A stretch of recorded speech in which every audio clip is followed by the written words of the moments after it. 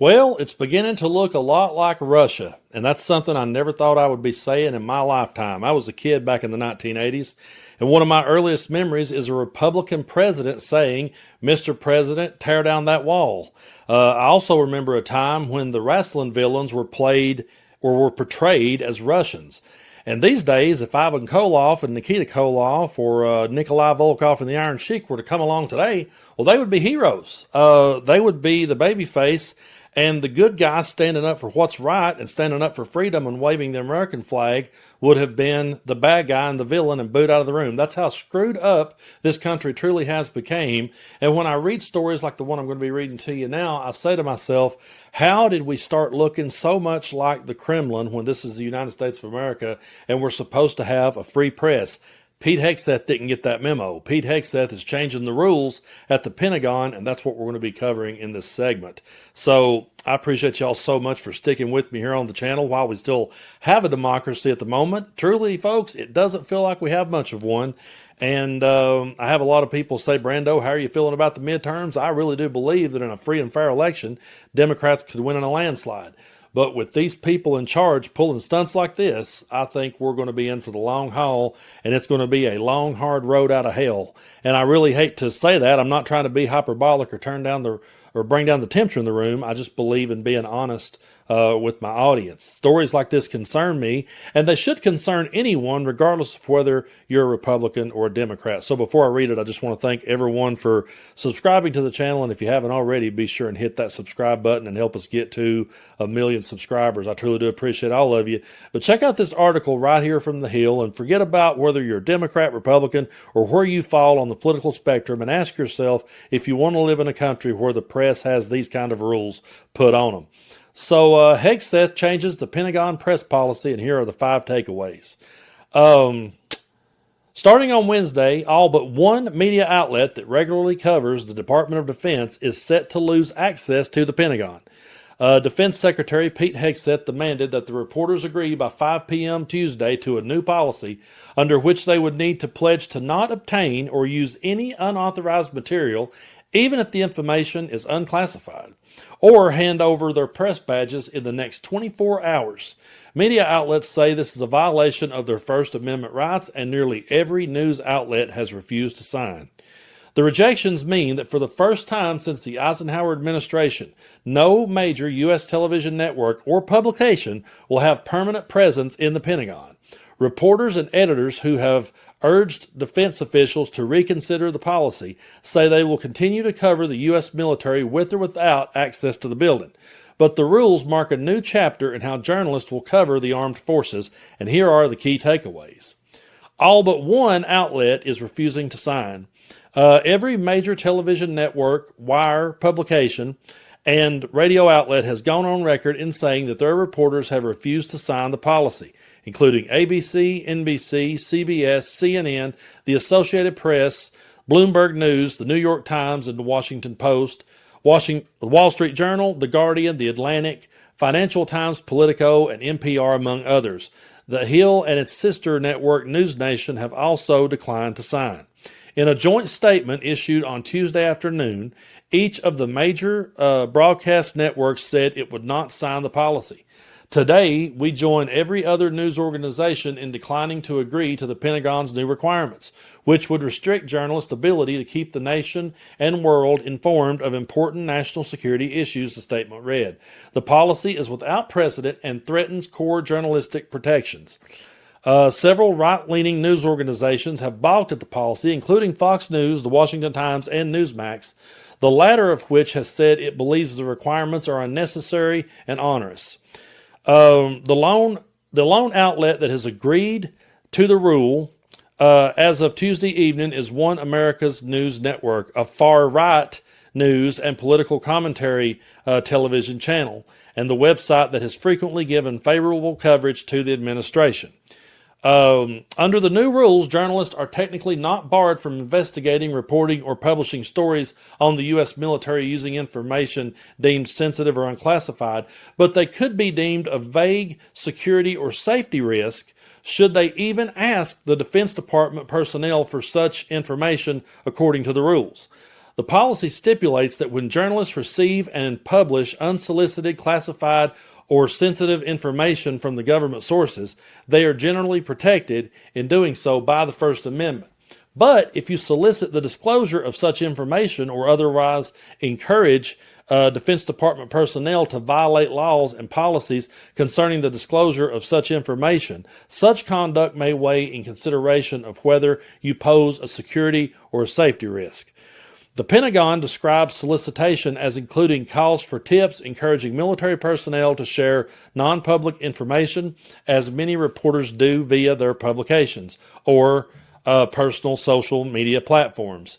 That was the main sticking point for reporters, the Press-Pentagon Association said in a forceful statement last week.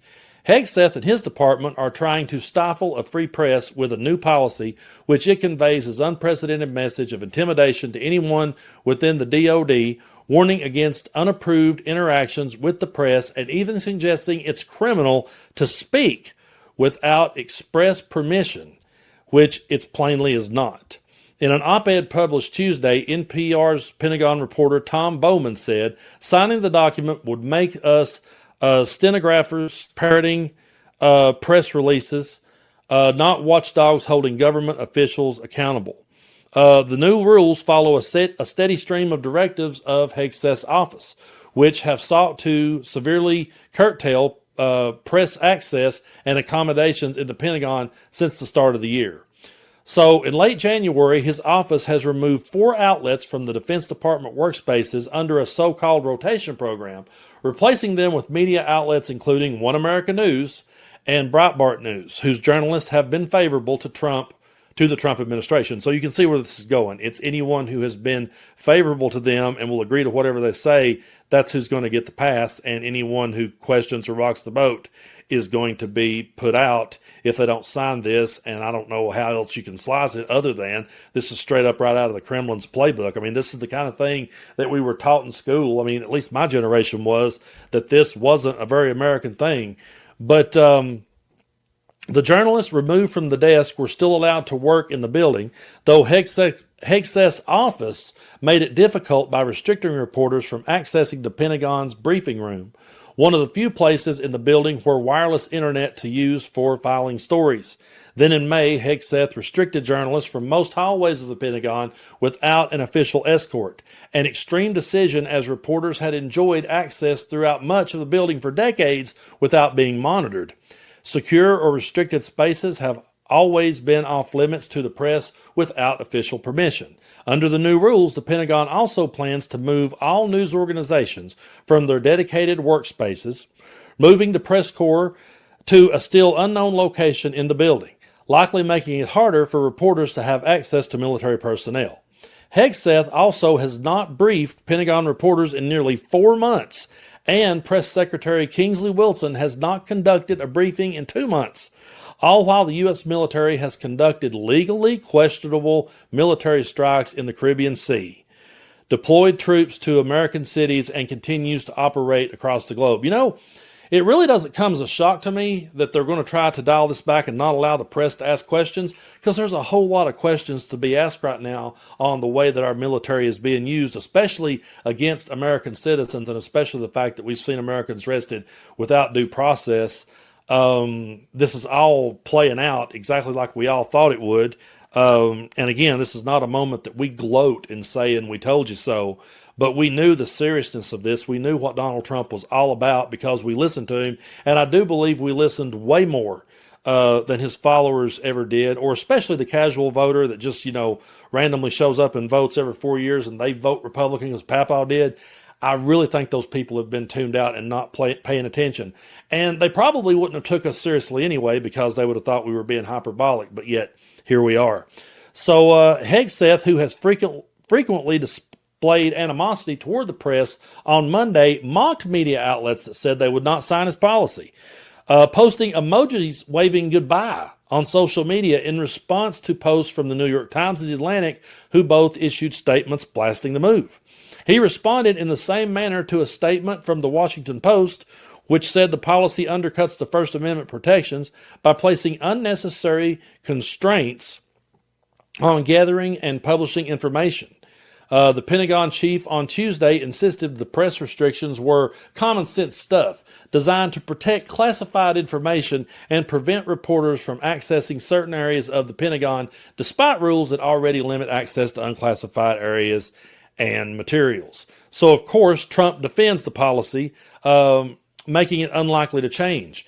Donald Trump said on Tuesday he threw his support behind the Pentagon's policy, calling the press very dishonest and insisting that the rules were necessary as Hegseth finds the press to be very disruptive in terms of world peace and maybe security of our nation. Trump backed Hegseth, who was seated alongside him during a meeting with the president of Argentina at the White House, suggesting that he could also move the White House press corps out of the building should he choose. "You're lucky I'm president because we could move them very easily across the street," he said. "I find that when it comes to war, it bothers me to have soldiers and even high-ranking generals walking around with you guys on their sleeve."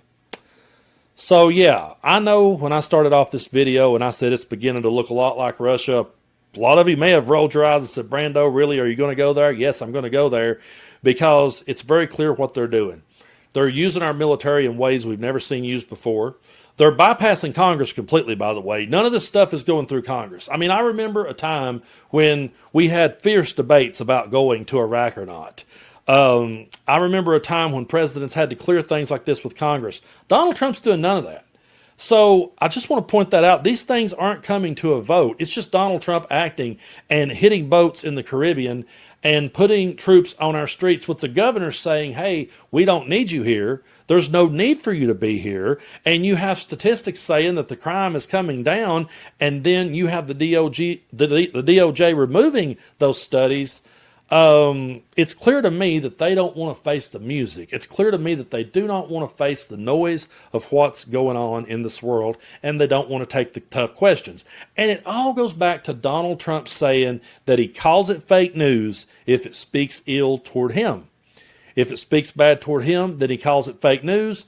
And if it says good stuff about him, then he says it's the best of news.